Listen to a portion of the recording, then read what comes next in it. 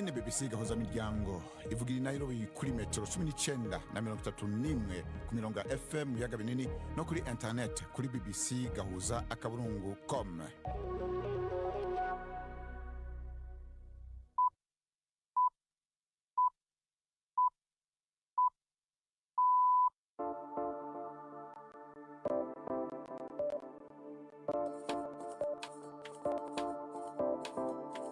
Ubu ni isaha imwe n'igice z'ijoro i Nairobi, ni isaha 12 n'igice z'umugoroba mu Burundi no mu Rwanda. Muri kumwe na Bernard Bankukira. Turabanukije kandi tubaha ikaze bakunzi b'imwese ba BBC gahuza miryango n'ingingo z'amwe makuru yo kuri umugoroba. Abahinga bavuga ko inyuma y'imyaka 32 habaye genocide mu Rwanda, hari ibimenyetso by'uko amano nkaya asa n'ayashobora kongera kuba mu karere k'ibiyaga binini. Bashingira kuki mu kubivuga. There is a million texts. Hari za miliyoni z'inyandiko zerekeye gukinga genocide. CPI ifite amategeko meza mu bitabo byayo, ariko ishyirwa mu bikorwa by'ayo mategeko cyari kibazo.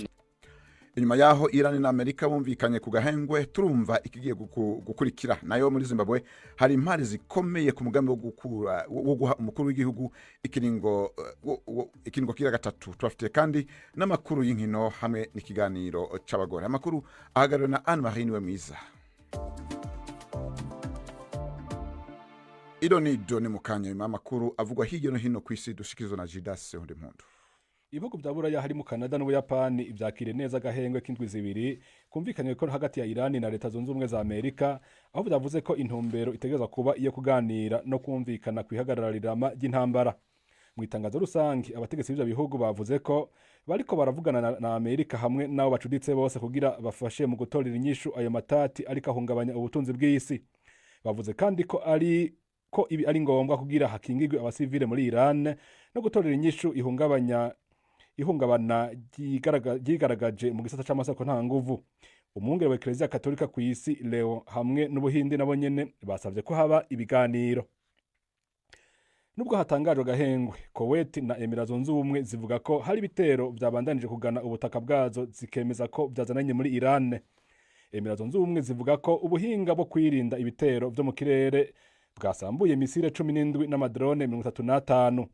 Igisirikare ca Kuwait cavuze naco nyene ko casambuye amadrone yaraje agana ibikorwa remezo n'inyubako zitandukanye. Amakuru aturuka muri Arabia Saudita amenyesha ko umuringoti utwara igitoro uri mu burengero warashwe mu gitero. Oman, kimwe mu bihugu vyagize uruhara nk'umuhuza, ivuga ko hakenewe ibiganiro vyuzuye kandi bitagira mu gufina kugira amahoro arama aboneke. Iyi ni BBC. Ugushaka kwa Iran ko gusubira kugurura umuhora wa Hormuz ucamo igice kitari gito c'ibitoro na gaze ibija ku isoko mpuzamakungu, kwerekana ko hashobora kuba hagiye kuboneka gahengwe inyuma y'ukwezi kurenga ubutunzi bw'isi buriko burahungabana ku rugero rudasanzwe. Kuva kwigabanuka ry'uruhererekane rw'igitoro na gaze ugaca kujya imiti itandukanye ikenerwa cane ku isi, gushaka kwifumbire, iyi ntambara yagize ingaruka ziteye ubwoba. Bishobora gutwara ikintu kirenga indwi zibiri kugira uruhererekane rw'ibidandazwa rusubire kugenda neza. Ni inkuru ya Juvantine Muragijwa Maria. Iran ivuga ko igiye gushyiraho icyo yita gahunda ikubiyemo ibisabwa kugira ngo amato asubire kunyura mu bwisanzure mu muhora wa Hormuz. Minisitiri w'ububanyi n'amahanga w'icyo gihugu Abbas Araghchi yavuze ko amato azemererwa kunyura muri uwo muhora mu gihe cy'ibyumweru 2 biri imbere. Abbas yashimangiye ko icyo gikorwa kizategurwa kandi kigenzurwe mu buryo bwihariye n'ingabo za Iran.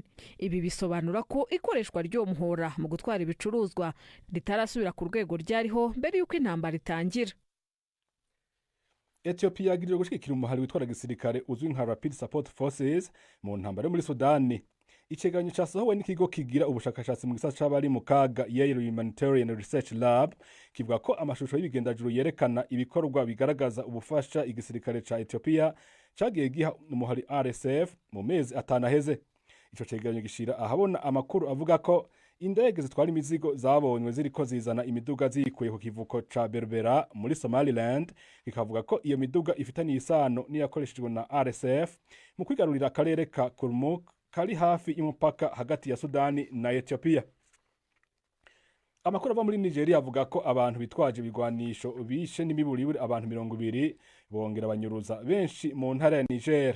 Abanyagihugu bavuga ko abo bagizi ba nabi bateye akarere ka Shiroro gasanzwe kazwimwo cyane ibikorwa byo kunyuruza abantu kakaba kandi kazi ko ariko intagondwa za kiisilamu zikunda gukoreramwo. Ibi bitero vyo mu buraruko bibaye mu gihe abantu barenga 500 bagirizwa kugira uruhara mu bitero vy'intagondwa bariko bacibwa imanza ku mugwa mukuru Abuja. Bernard urakoze Jidase Nkundimpundu.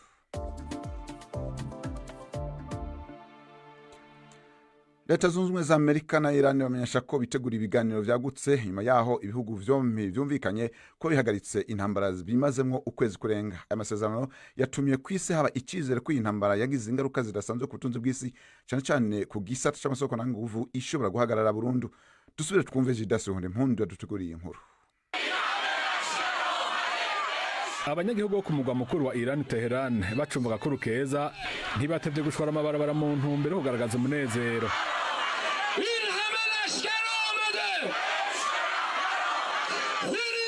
Abo banyagihugu bari bamaze ukwezi kurenga bataja habona kubera amabombe yarasigaye akubita igihugu cabo ijoro n'umurango. Igihe intambara itangura kwa 28 ukwezi kwa kabiri uwo mwaka, Leta zunze ubumwe za Amerika na Israeli zari zatangaje ko intumbero nyamukuru ari gusenyera ubutegetsi bwa Kiislamu bugenzurwa n'abamola. Ariko aho ibintu bigeze bisa nkaho irihangiro barihevye. Ubu n'imvugo isa n'iriko irahinduka. Icegera c'umukuru wa Amerika JD Vance yabwiye ibinyamakuru ko intumbero ya Amerika kwari gusambura ubushobozi bwa gisirikare bwa Irani gusa. Ashimangira mbere ko rino hangiro Amerika yarishise ko mu buryo bwuzuye. And because of that, what the president did is he basically issued an ultimatum to the Iranians. He said, open up the... Kubera ivyo rero, ico umukuru w'igihugu yakoze kwabaye guha gasopo abanya-Iran. Yababwiye ati, reka kubohera amaboko imugongo ubutunzi bw'isi. Gutyo tuje mu nzira y'agahengwe. Ayo niyo masezerano twaraye dushitseko.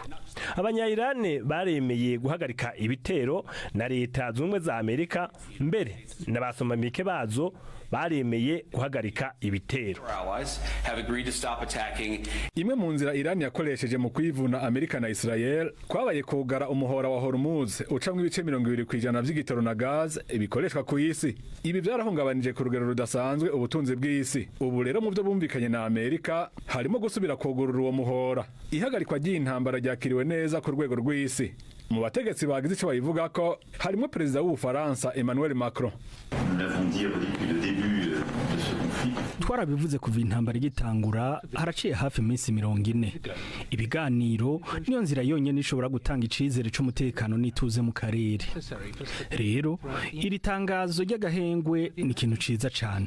Mu gihe bamwe n'abandi bariko bibaza ibigiye gukurikira, Iran yatangaje ko umuhora wa Hormuz ugiye gusubira guhita mu kiringo c'indwi zibiri zigiye kuza, ariko ngo uzoga umugenzurwa n'igisirikare c'ico gihugu. Ibi bisigura ko ibintu bitarafata umurongo vyariko imbere y'intambara. Perezida Trump yavuze ko Iran itazosubira guhingura uranium kandi ko ibihugu vyompi bigiye gukorera hamwe kugira n'ivyo yari imaze guhingura bisamburwe. Ibi ntaco Iran irabivugako. Urakoze Jidase Nkundimpundu. Amakuru tubandanize mu karere k'ibiyaga binini, aho inyuma y'imyaka 32 habaye genocide mu Rwanda ngo hari ibimenyetso by'uko ubwicanyi busa naho bushobora gusubira kuba mu karere k'ibiyaga binini. Ibintu vyavukiwe mu nama mpuzamakungu yo kurwanya genocide yabereye i Kigali muri ico gihugu kiri mu ndu yo kwibuka. Abahinga basaba ishiramwe mpuzamakungu ndetse n'ibihugu vy'akarere gukurikirana hagufi imvugo z'urwanko n'ibikorwa bibi bisa n'ivyabaye imbere y'igandagurwa ry'abatutsi mu Rwanda mu 1994. Ni inkuru ya Jean-Claude Mwambutsa ari Kigali. Umunyamategeko Innocent Nteziryayo wunganira imiryango y'abanyamurenge biciwe mu Gatumba yagaragaje impungenge z'imvugo zibibi urwango, avuga ko zikomeje kwiyongera mu gihugu cye cya Kongo. Yavuze ko abategetsi muri leta, abasirikare n'imitwe ishyigikiwe na leta bakomeje kuvuga amagambo yibasira abanyamurenge n'abandi bo mu bwoko bw'abatutsi, hamwe na hamwe izi mvugo zisaba ko bicwa. Ibi kandi ngo bikaba hariho amategeko abihana adakurikizwa. There is a million text. Hari za miliyoni z'inyandiko zerekeye gukinga genocide. CPI ifise amategeko meza mu bitabo vyayo. Ku rwego rw'ibihugu naho bafise amategeko meza cyane yanditse yerekeye imvugo z'urwanko no gushishikariza abanyagihugu gukora genocide. Ariko ishirwa mu bikorwa by'ayo mategeko kiracyari kibazo, n'ubushake bwa politiki kiracyari kibazo. Nibaza ko nko mu Rwanda ata muntu yotinyuka gukoresha imvugo z'urwanko kuko amategeko aratomoye, yoca kurikiranwa imbere y'amategeko. executed. Intoki zose zasaga n'izitungwa umuryango w'abibumbye uregwa kudatabara mu Rwanda kandi hari ibimenyetso byagaragazaga ko hari ubwicanyi bwategurwaga. Ibi kandi byanemewe na General Babacar Faye, umunyasenegali wari mu ngabo z'abibumbye mu Rwanda mu gihe cya jenoside. Uyu yavuze ko kugenda buhoro mu gufata ibyemezo ndetse n'ubushake budahagije bwa politiki aribyo byatumye we na bagenzi be badashobora gutabara. Nubwo uyu muryango w'abibumbye utahagaritse jenoside, wiyemeje ko iki cyaha kitagomba kongera kubaho ukundi ndetse ushyiraho urwego rushinzwe gukumira iki cyaha. Shaloka Boyani, umujyanama muri uru rwego: ni inshingano zacu twese gukumira jenoside.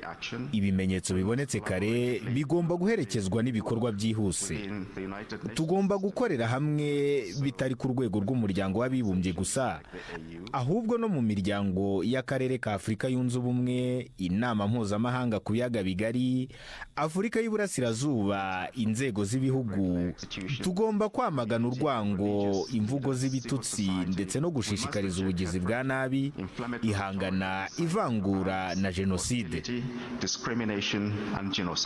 Iyi nama iba buri mwaka mu gihe cyo kwibuka, igahuza abiganjemo impuguke, abashakashatsi ndetse n'abanditsi bibanda kuri jenoside n'ibindi byaha byibasira inyokomuntu. Jean-Claude Mwambutsa, BBC gahuza miryango i Kigali. Urakoze Jean-Claude Mwambutsa. Turacari mu karere k'ibiyaga binini, aho intumwa idasanzwe ya ONU muri Repubulika ya Demokarasi ya Kongo yashitse muri ico gihugu mu gihe hakivugwa ibibazo by'umutekano mu buseruko bwaco. Uwo mugabo amaze kurangura imirimo itandukanye ya ONU mu bihugu bimwe bimwe vya Afrika birangwamwo umutekano muke, akavuga ko aje gushira mu ngiro ubutumwa bw'iryo shirahamwe biciye muri MONUSCO, harimo no gukoresha inguvu mu bihe bikenewe. I Nairobi, inkuru yake muhawe nayo. Agishika muri ico gihugu, James Swane yagenywe kurongora urwego rwa ONU rwo kugarukana amahoro muri Repubulika ya Demokarasi ya Kongo mu kwezi guheze. Yavuze ko igikorwa ciwe nyamukuru ari ugucungerera umutekano abasivile. Yongeye koko azi neza ko hari abanyagihugu bari mu kaga kandi bugarijwe n'umutekano muke. Ni muri iyo nzira rero James Swane avuga ko aje gufasha ko ibintu bisubira mu buryo. Uyu mugabo afise uburambe mu gukorera mu bihugu birangwamwo umutekano muke, harimwo Kongo ubwayo na Somalia, aho yagiye ashingwa amabanga atandukanye. Ashitse muri ico gihugu mu gihe abanyagihugu bamaze gushegeshwa n'intambara barindiranye igishika ico MONUSCO yokora.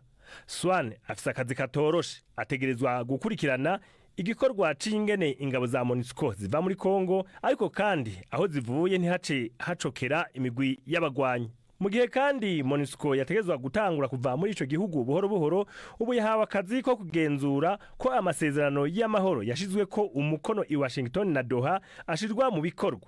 MONUSCO kandi agiye kurongora ifise ububasha bwo gukoresha inguvu no kugira ibitero ku hantu kanaka mu gihe bikenewe. Seriake Muhabonayo, BBC gahuza miryango i Nairobi.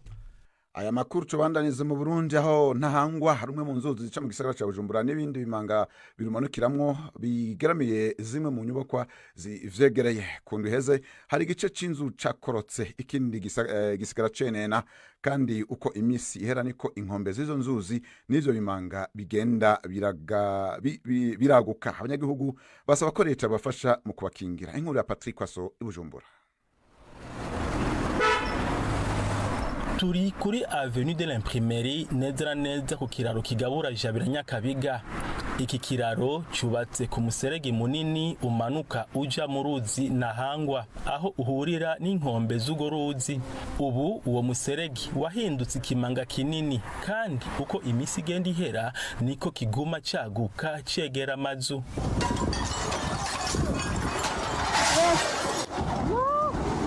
Mu ndwi iheze ico kimanga cariha inkumbi. Igice c'inzu igeretse rimwe cyakorokeye muri ico kimanga, abantu barorera. Iyi nzu yakorotse ariho turi mu masaha ya saa tatu n'igice, niho nabona ko munsi y'iyi nzu twicaye ukabona ikibure kiratibutse, ikindi kibure kiratibutse, gushika inzu itangira kumera nk'ikraka nk'igigima. Ndavuga nti finalement ikibazo kirabaye, dutangira gukoma induru duhamagara bari indani mu rupangu, tivayo ngwaho. Bugi inzu rero yagiye tubona nibigibona, twavuye tunafata video mu telefone turabikamera.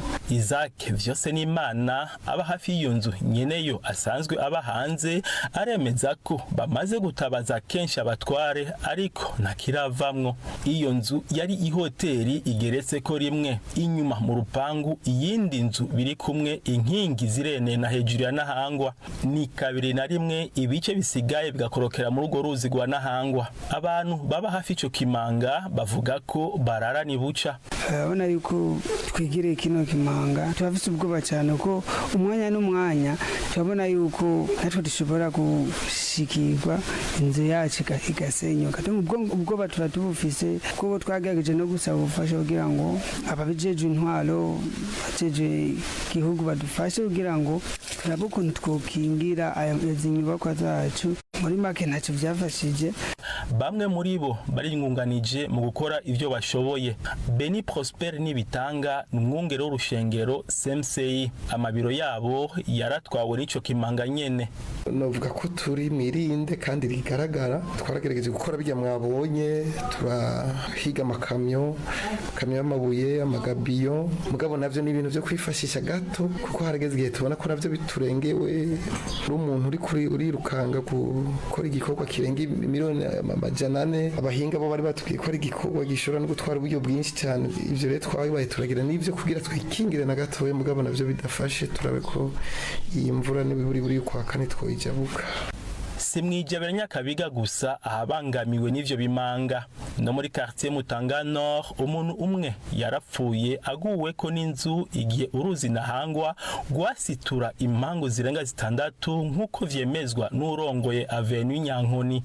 Alain Bakundukize avuga ko bagerageje gutabaza ariko nubu n'ibikorwa bya byatanguye bisa n'ivyahagaze. Iyo nyamigaga iza yerekeza kwibarabara aho ibarabara ryari maze gucika hafi nk'igice cayo, niho haje aho muri ARB baraza gushigikira iryo barabara kugira ngo rishoye kuba rirengana, ko urabona ko ibarabara ari ineza ya twese. Mbwa barabikoze babikora igice, sinzi ingorane baba bafise arizo. Abanyagihugu basaba ababijejwe kuraba uko batabara ibintu bitarare nk'inkombe. Kindi dusaba nyene icubaye mukuru w'igihugu n'ubushikiranganje byega boraba uko boshumbusha ababuze amazu yabo, akaraba nimba bobaha ahandi hantu kunabujya muzi ko uraro bugoye muri gisagara ca Bujumbura canka ahandi. Mu myaka iheze hari imigambi yakozwe mu kugarukira inyubako zari hafi y'inzuzi zica mu gisagara ca Bujumbura, ariko ubu bisa n'ivyahagaze. Mustanteri wa komine Mukaza yatubwiye ko ico kibazo c'amazu abangamiye muri Nyakabiga akizi, ariko ko kimurengeye aca turungika muri Obuha, urwego rw'igihugu rujejwe ibisagara n'uburaro. Urongo rwo rwego nawe yatubwiye ko afatiriwe n'urugendo rw'akazi arimwo, ko azogira ico ashikirije niyagaruka. I Bujumbura, Patrick Waso. Urakoze Patrick Waso.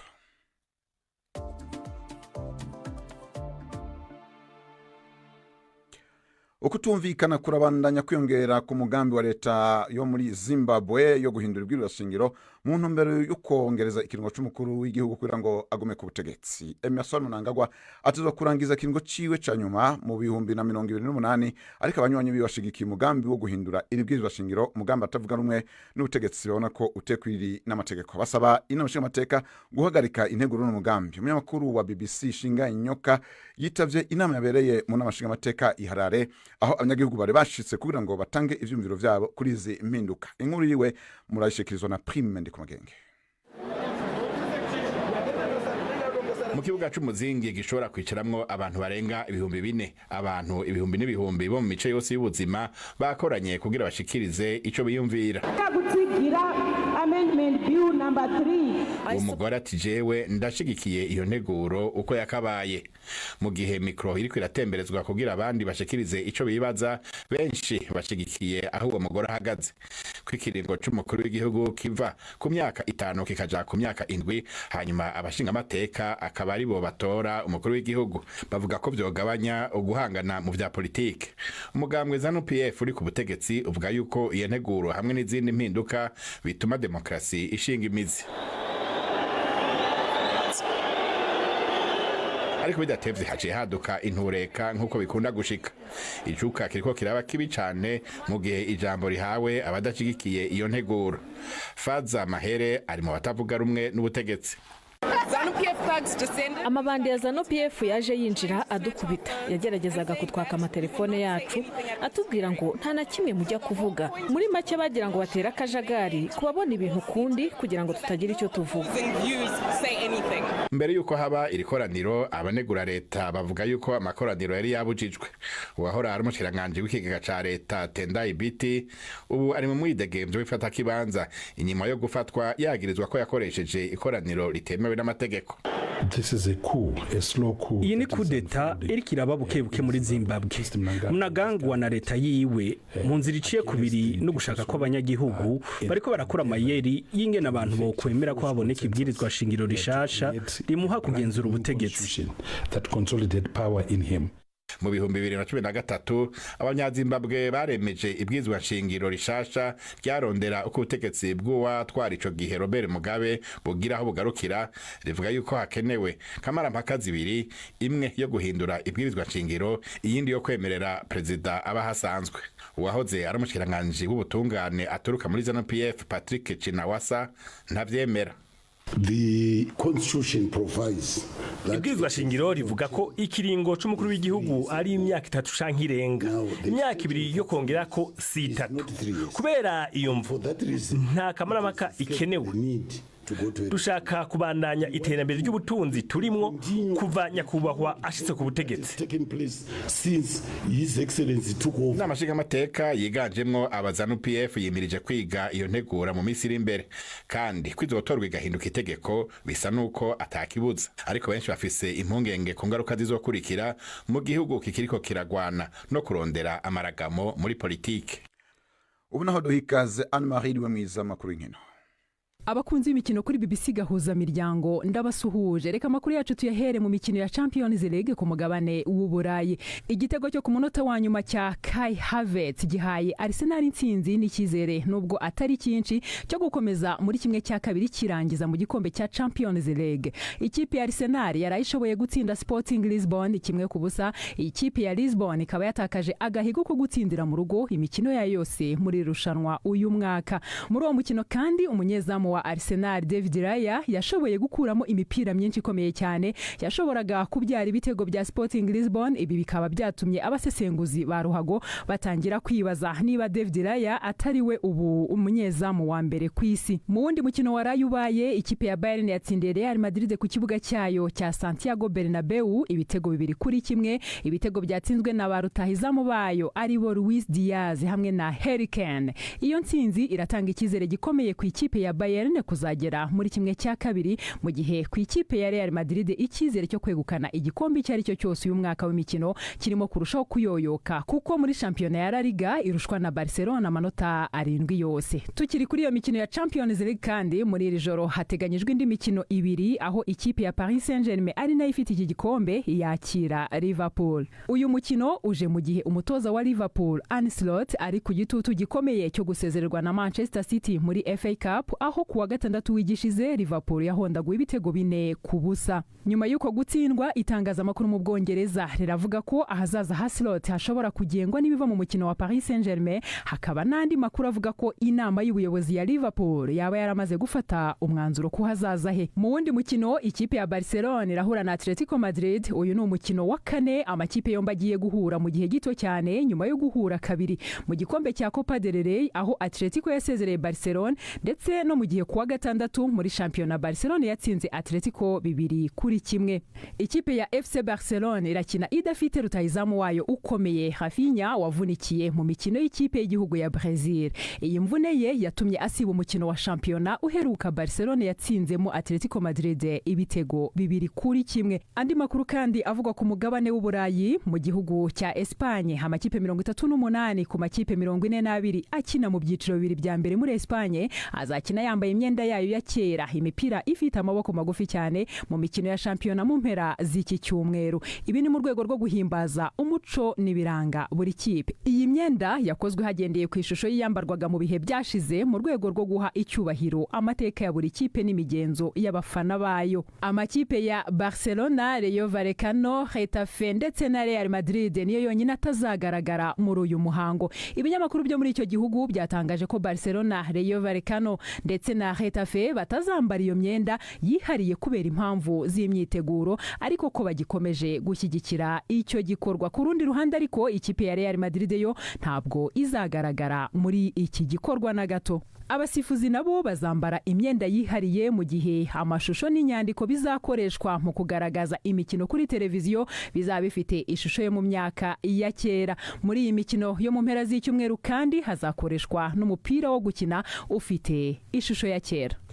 Arakoze Anne Marie niwe mwiza tugeza ku isa 12:55 mu Burundi no mu Rwanda. Naho ni kiganiro c'abagore aho twasubiramwo ikiganiro Yvette Kabatese geranye na Louange Mugisha akora amakeke canke amagato afise ishusho y'ishurwe canke ururabo.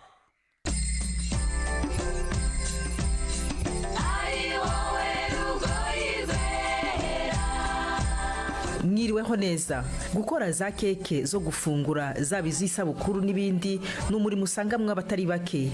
Nyuma yo kutangira akabona naho yamenera, Louange Mugisha yahisemo uburyo bwihariye ahakora izo keke mu iforoma y'ururabo yise cupcakes cyangwa keke ziri mu dukombe. Aradusobanurira birambuye. Iyo umuntu avuze cupcakes abavuze keke ibiri mu kambalaje kako kaba kameze nk'agakombe ariko karimo keke. Urugero ni nk'amagato y'amaniversaire ariko yo abari manini kuri ko abari dutoya kuko kari ushobora no kugashishura ariko twebwe cups dukoresha ni nk'igikombe gikomeye. Noneho kugira ngo rero tujye mu rurabyo duterekamo keke. Ifata keke neza kandi ntibe yakangirika twayifunze nko mu buryo bwa buke bw'ururabyo. Kugira ngo igire iyi foroma nk'iy'ururabo biba byagenze gute? Tuba twakoresheje utuntu twitwa nozo. Nimbe nutungutu. Genda nkanda nk'umuntu uri kudekora kugira ngo se kagire ya mabara asa na roza na mauve n'uturongo tw'amakeke. Kugira ngo tubone mauve twavanze amabara dufata rose tukavanga n'ubururu. Hamasutu tuntu tumeze nk'utungeringeri dusa na zahabu n'uduke. Natwo baraturya. Ahubwo reka mbaheho mwumva ukuntu tuba tumeze. Ndumva gakomeye ariko karimwe agasukari. Twagenewe amagato. Twagenewe amagato. Rero iyo urangije kubikora gutya umuntu yibaza ukuntu uhita ushiraho ibibaho bino bipapuro twari dusanzwe tubibona ku rurabo ntago byangiza iyi keke se? Oya, ntago keke ishobora kwangirika. Ibi bipapuro ni bimwe bisanzwe dushiramo indabo cyangwa bifite birihariye? Ibya bindi bisanzwe bakoresha mu ndabyo. Hanyuma Mugisha, ibi bintu se wabimenye gute? Warabyize? Yego, nize gukora keke. Nabyigiye Bugande, banyigisha gukora keke ariko ibingibi ntago babinyigishije ni innovation yanjye. Wabigezeho gute rero niba ari ubushakashatsi bwawe? Nabanje gukora amakeke, nkora n'amabiswi, nkora n'amamandazi ariko bigeraho mbona isoko ririmo abantu benshi cyane kandi twese nyine twaba turi gushakisha ariko mu by'ukuri shakisha ikintu cyaba umwihariko nakora kikaba kidakorwa n'abandi. Ndavuga nti ese wakora noneho urumeze nk'ururabyo kuko noneho ntekereza n'ukuntu nkunda indabyo.